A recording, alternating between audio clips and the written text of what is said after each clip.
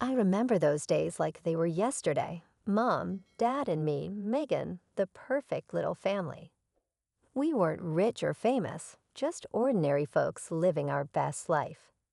Dad worked as an accountant, always buried in numbers, but he'd light up when he got home. Mom was a teacher, spreading knowledge and kindness wherever she went. We'd spend weekends exploring the country, piling into our beat-up station wagon and hitting the road.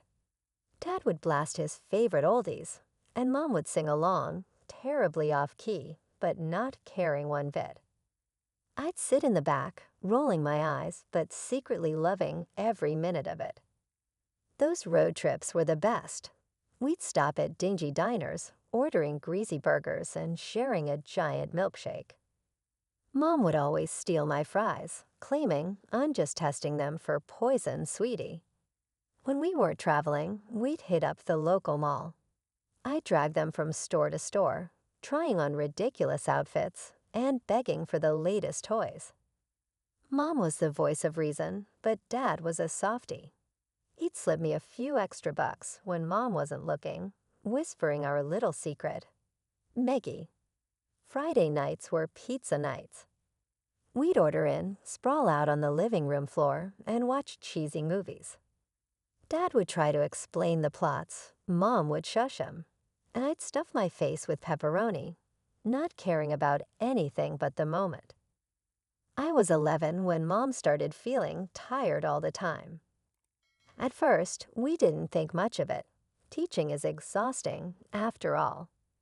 But then came the doctor visits, the worried whispers, the hushed phone calls. I didn't understand what was happening. Nobody told me anything, but I could feel the change in the air. The laughter became less frequent, the road trips stopped, and pizza nights were replaced with quiet, tense dinners. One night, I overheard Dad on the phone, his voice cracking as he spoke. "The treatments aren't working, Mike. I don't know what we're going to do." That's when I knew something was very wrong with Mom, and our perfect little world was about to shatter. I wish I could go back to those happy days, freeze time, and stay in that bubble of blissful ignorance forever. But life doesn't work that way. The storm was coming, and there was nothing I could do to stop it. For now, I close my eyes and try to remember the good times, the smell of Mom's perfume, the sound of Dad's laughter, the taste of Friday night pizza. Those memories are all I have left of the life I once knew, the life I desperately wish I could return to. It happened on a Tuesday. I remember because it was pizza night, but there was no pizza, no laughter, no Mom, just silence and the horrible beeping of hospital machines. "Megan, sweetie," Dad said, his voice cracking. "Mom, she's gone." Just like that, my world collapsed. Mom, my rock, my best friend, was gone. I couldn't breathe, couldn't think. I just stood there, numb, as Dad hugged me, his tears soaking my hair. The next few weeks were a blur of black clothes, hushed voices, and calls. I couldn't bring myself to eat. I kept expecting Mom to walk through the door, to tell me it was all a bad dream, but she never did. Then about 6 months after we lost Mom, something changed. Dad started going out more. I thought he was getting better until I saw her. She was tall, blonde, and nothing like Mom. Her name was Karen, and she had a smile that didn't quite reach her eyes. "Megan, this is Karen," Dad said, looking nervous. "We've been seeing each other." I couldn't believe it. Mom wasn't even cold in her grave, and he was already replacing her. Karen bent down, her face inches from mine. "Hi, Megan, I've heard so much about you." When Dad wasn't looking, Karen's smile dropped. Her eyes turned cold, calculating. In that moment, I knew this woman was trouble. Over the next few weeks, Karen was everywhere. She'd come over for dinner, watch TV with us, even try to help me with homework. But the moment Dad's back was turned, the mask would slip. "Listen, kid," she hissed one day when we were alone. "I'm here to stay." Don't get any ideas about messing this up for me. I tried to tell Dad. I really did, but he just shook his head. Megan, I know this is hard for you, but Karen's a good person. You're just jealous. Maybe we should get you to talk to someone. Jealous? I couldn't believe it. My own father thought I was making this up. Before I knew it, I was sitting in a therapist's office being told I had adjustment issues and difficulty with change. Karen had somehow convinced everyone, Dad, our relatives, even the neighbors, that I was troubled. Poor Megan, I'd overhear her saying on the phone, she's having such a hard time. There are mental problems. We're getting her the help she needs. Then came the bombshell. A year and a half after Mom died, Dad dropped the news. Megan, Karen, and we're getting married. We thought it'd be best if you spent the summer at camp, give you some time to adjust. But I knew the truth. They were shipping me off so I wouldn't ruin their perfect day, as Karen put it. I left for camp with a heavy heart, knowing that when I returned, everything would be different. My home wouldn't be mine anymore. My family was changing, and there was nothing I could do about it. I returned from camp with a knot in my stomach. The house looked the same from the outside, but as soon as I stepped through the door, I knew everything had changed. Welcome home, Megan, Karen said, her smile not reaching her eyes. We need to talk about room arrangements.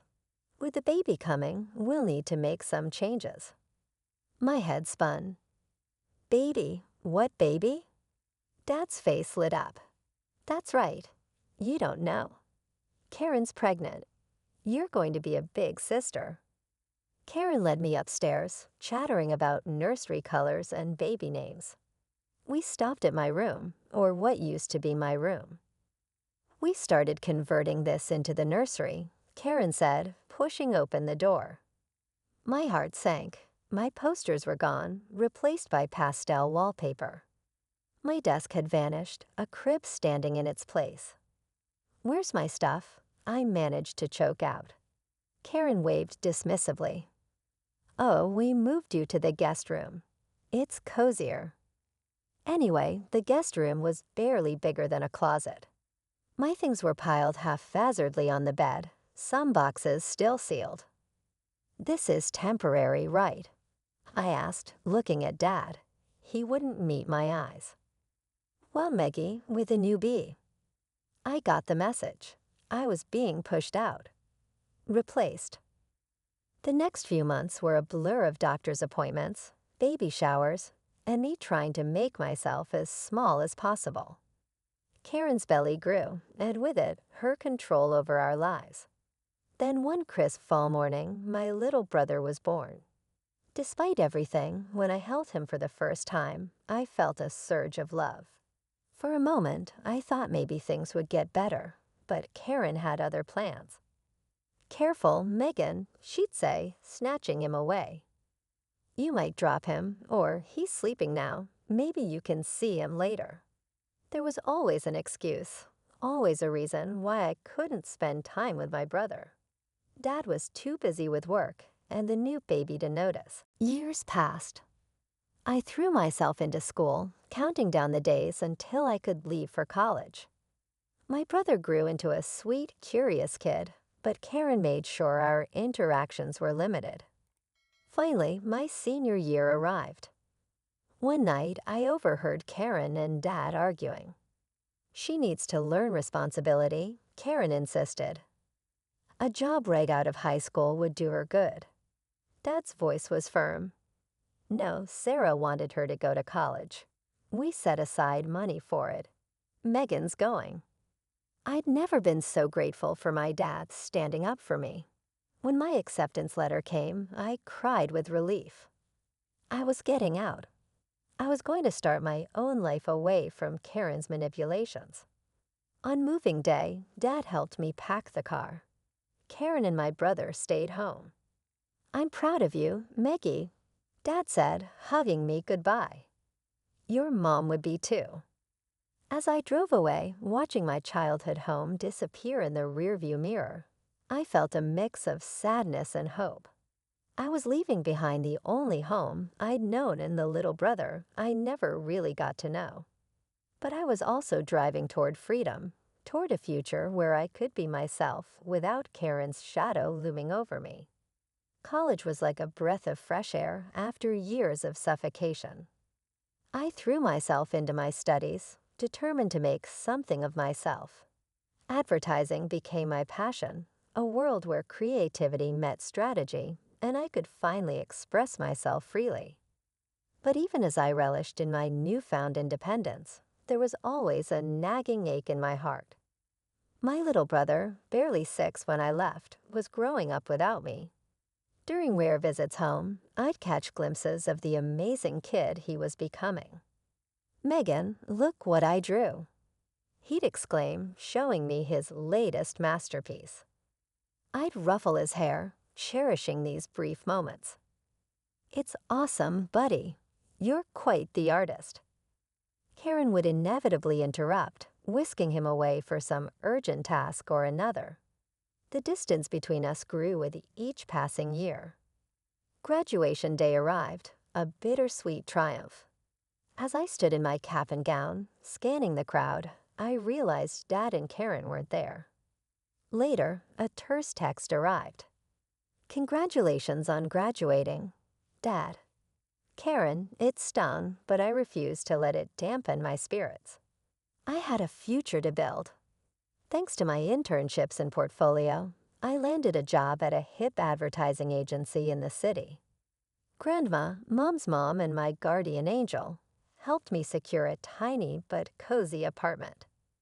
"Your mother would be so proud," she said, pressing a check into my hand. "This is for rent. She always wanted you to have a good start."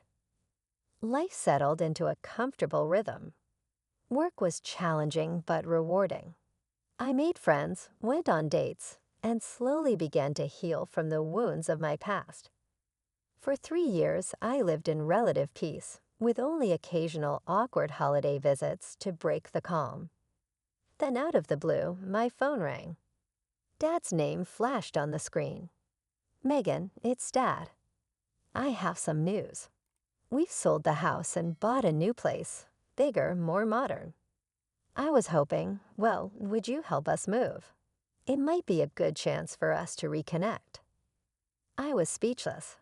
After years of distance, this sudden olive branch felt surreal. "Karen would be happy to see you too," he added, though I doubted that.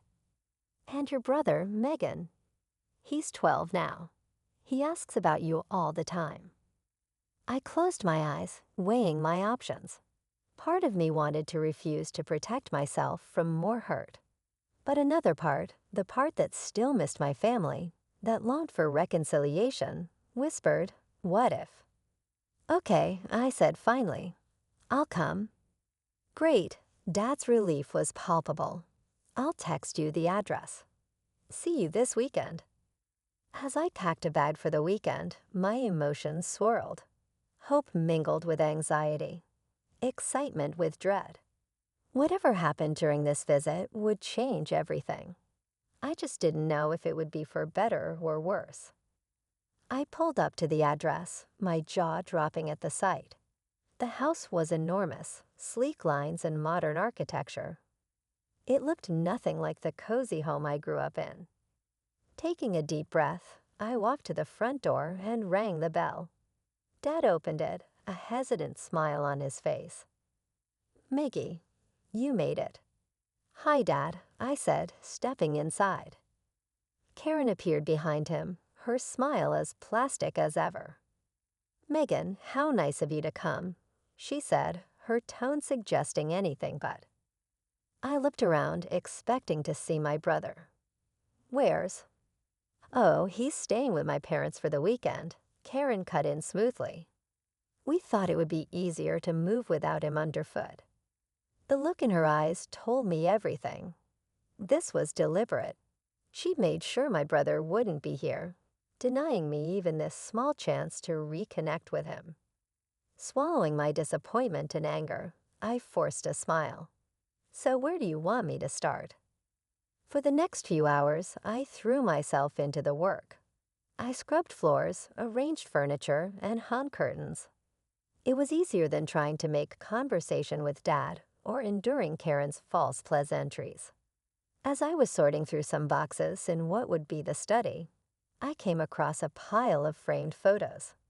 My heart stopped as I recognized one particular frame. It was a portrait of Mom, the one that used to hang in my childhood bedroom. Her smile beamed at me from beneath a layer of dust. Clutching the photo, I walked into the living room, where Dad and Karen were discussing paint colors. "Dad," I said, my voice shaking slightly, "why is Mom's picture in a pile of junk?" Dad's face fell, a mix of guilt and sadness crossing his features. He opened his mouth to speak, but Karen beat him to it. "Oh, that old thing," she said dismissively. "We decided those photos don't really fit with the new decor. They're a bit superfluous, don't you think?" Superfluous. The word hit me like a slap. My mother's memory reduced to an outdated decoration. Superfluous. I repeated, my voice dangerously low. "This is my mother." "Your wife," I added, looking at Dad. Dad at least had the decency to look ashamed. "Megan, we did." But I was already moving. Gathering up every photo of Mom I could find, I found her old jewelry box, a few of her books. Without a word, I carried them out to my car, ignoring Karen's protests and Dad's weak attempts to explain. As I placed the last item in my trunk, I felt a storm of emotions threatening to overwhelm me. Anger at Karen's callousness, disappointment in Dad's spinelessness, and a deep aching sadness for the mother I'd lost and the family that seemed beyond repair. I slammed the trunk shut, the sound echoing in the quiet street. For a moment, I considered getting in the car and driving away, leaving this mess behind once and for all. But something stopped me. Maybe it was the memory of Mom, her voice in my head telling me to be strong. Maybe it was the thought of my little brother, who I still hadn't seen. Or maybe it was just sheer stubbornness, refusing to let Karen win. Whatever it was, I found myself walking back into the house. Karen was nowhere to be seen, probably hiding to avoid confrontation. Dad stood in the hallway, looking lost. So I went back to cleaning, trying not to think about Dad's betrayal. As I was about to leave, Dad caught my arm. "Megan, wait. There's something else." I turned, eyebrow raised. "What now?" He shifted uncomfortably. "We're having a housewarming party in a few days. We would really appreciate your help." Before I could respond, Karen swooped in, her voice dripping with false sweetness. "Oh yes, Megan, we could really use your assistance. Perhaps you could handle the catering. I'll take care of the cleaning, invitations, and overall organization." I opened my mouth to refuse, but Dad jumped in. "Please, Meggie. All our relatives and friends will be there. We can't manage without you." His pleading eyes wore me down. Despite everything, a small part of me still wanted to make him happy. "Fine," I sighed. "I'll help with the food. I'll even pay for it myself." Karen's smile widened. "Wonderful. We're thinking of an Italian theme, to christen the new kitchen." I nodded, an idea forming. "Actually, I know the best Italian restaurant. I'll order from there. Quality guaranteed." Karen's eyes narrowed slightly. "What's the name of this restaurant?" "Bella Not," I replied, watching her carefully. She nodded, looking satisfied. "Sounds perfect. We'll leave it in your capable hands." Then as I drove home, I couldn't shake the feeling that something was off. Karen's sudden agreeableness was suspicious, but I pushed the thought aside, focusing on the task at hand. Over the next few days, I threw myself into planning the perfect menu. I called my friend Maria, owner of Bella Not. "Megan, it's been too long," she answered. Cheerfully, "Hey Maria, I need a favor. My dad's having a housewarming party, and I'm in charge of food. Think you can help me out? For you. Anything. What are you thinking?" We spent an hour crafting the perfect Italian spread. Antipasti platters, handmade pasta, tiramisu for dessert, the works. I spared no expense, wanting to prove I could handle this responsibility. After finalizing the order, I felt a mix of anticipation and nervousness. Despite everything, a small part of me hoped this party might be a turning point. Maybe, just maybe, we could start to heal our fractured family. The next week dragged by slowly. I kept myself busy with work, but my mind often wandered to the upcoming party. I checked and double-checked the order, making sure everything was perfect. The day before the housewarming party, my phone rang. It was Maria from Bella Not. "Hey Megan, I'm a bit confused. Your stepmother called yesterday and asked to move the food delivery to today. Did the party date change?" My heart sank. "What? No, it's supposed to be tomorrow." Maria sounded worried. "Well, I wanted to double-check with you before making any changes." I thanked her, my mind racing. After hanging up, I immediately called Karen, my suspicions on high alert. "Hi, Karen, just wanted to confirm the party details for tomorrow," I said, keeping my voice neutral. "Oh yes, everything's set for tomorrow at 7:00 p.m., she replied smoothly. "We're looking forward to it." I thanked her and ended the call, my hands shaking with anger and disbelief. It was clear now, Karen had tried to change the delivery date behind my back. She wanted me to miss the party entirely. Taking a deep breath, I called Maria back. "Hey, it's me again. I need to cancel the order," I said, my voice tight. "Cancel? But Megan, are you sure? It's a lot of food and it's all paid for." "I know. Keep the payment. Consider it a gift. Use the food for the restaurant if you can." After hanging up, I sat in stunned silence. The betrayal stung, but a part of me wasn't surprised. This was classic Karen, always finding new ways to push me out. That same evening, curiosity got the better of me. I opened my social media and saw my cousin was live streaming from the party. There it was, the housewarming in full swing, happening right now, a day early. I watched a mix of hurt and anger building inside me as Karen showed off the new house for the camera, pointing out design features and accepting compliments from guests. Suddenly, a voice off camera asked, "Where's Megan?" I thought she'd be here. Karen's face changed, a look of false concern replacing her smile. "Oh, you know Megan," she said, her voice smooth and rehearsed. "She's always been a bit unsociable, some mental health issues. Poor dear. She couldn't make it." I felt like I'd been punched in the gut. Mental health issues? Unsociable? The lies flowed so easily from her lips. Karen quickly changed the subject, steering the conversation back to the house. "Now who's ready for some amazing Italian food? It should be here any minute." The guests cheered, and Karen beamed at the camera.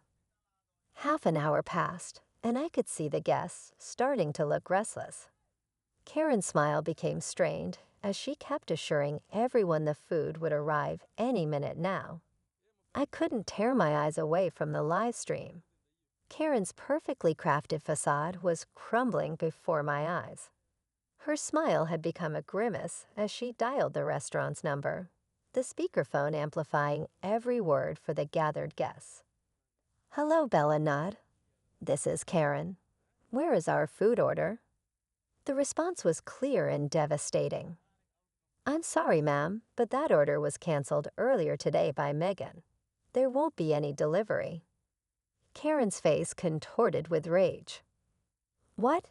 That little?" she shrieked, turning to my father.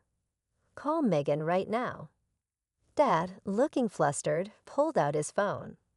I watched, heart pounding, as he dialed my number.